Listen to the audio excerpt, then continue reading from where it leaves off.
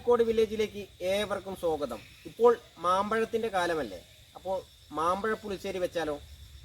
അതിനായി 2.5 കിലോ മാമ്പഴം എടുത്തിട്ടുണ്ട്, 2.5 ലിറ്റർ മിൽമയുടെ തൈര് എടുത്തിട്ടുണ്ട്, മുളക് പൊടി, മഞ്ഞൾപ്പൊടി, ഉപ്പ്, നല്ല ജീരകം, ഉലുവ, കടുക്, പച്ചമുളക്, ഉലുവപ്പൊടി, വറ്റൽമുളക്, ഉലുവ വറുത്ത് പൊടിച്ചാണ്, വേപ്പില, 4 നാളികേരം ചിരവിയത്, ആവശ്യത്തിന് വെളിച്ചെണ്ണ. കഴുകിയെടുത്ത മാങ്ങയാണ്, ഇതൊന്ന് തൊലി കളഞ്ഞെടുക്കാം.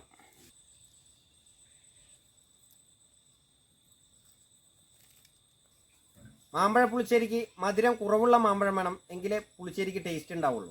മാമ്പഴം തൊലിയെല്ലാം കളഞ്ഞെടുത്തിട്ടുണ്ട്, വേവിച്ചെടുക്കാം. മാമ്പഴം വേവാൻ ആവശ്യമായ വെള്ളം ഒഴിച്ചു കൊടുക്കാം. മഞ്ഞൾപ്പൊടി 1 ടീസ്പൂൺ, മുളക് പൊടി 3 ടീസ്പൂൺ,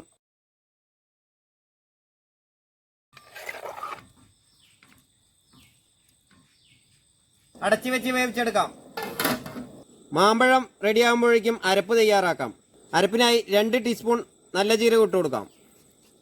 തൈര് മിക്സ് ചെയ്തിട്ടാണ് നാളികേരം അരയ്ക്കുന്നത്. അങ്ങനെ മാമ്പഴം റെഡിയായിട്ടുണ്ട്, അരപ്പൊഴിച്ചു കൊടുക്കാം.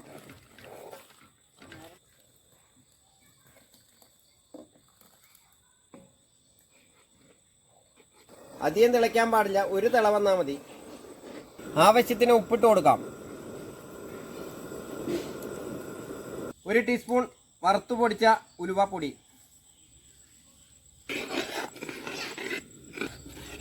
ഇപ്പോൾ മാമ്പഴ പുളിശ്ശേരി തിള വന്ന് റെഡി ആയിട്ടുണ്ട്, ഇറക്കി വെക്കാം. പുളിശ്ശേരിക്ക് ആവശ്യമായ വറവ് തയ്യാറാക്കാം. വെളിച്ചെണ്ണ ചൂടായിട്ടുണ്ട്, വറ്റൽമുളക്, കടുക്,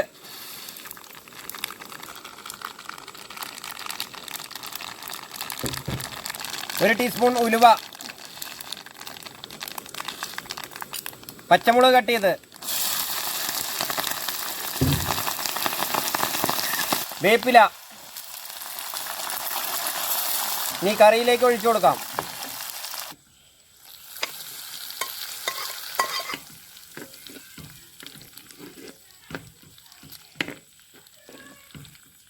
അങ്ങനെ അടിപൊളി മാമ്പഴ പുളിശ്ശേരി റെഡി ആയിട്ടുണ്ട്.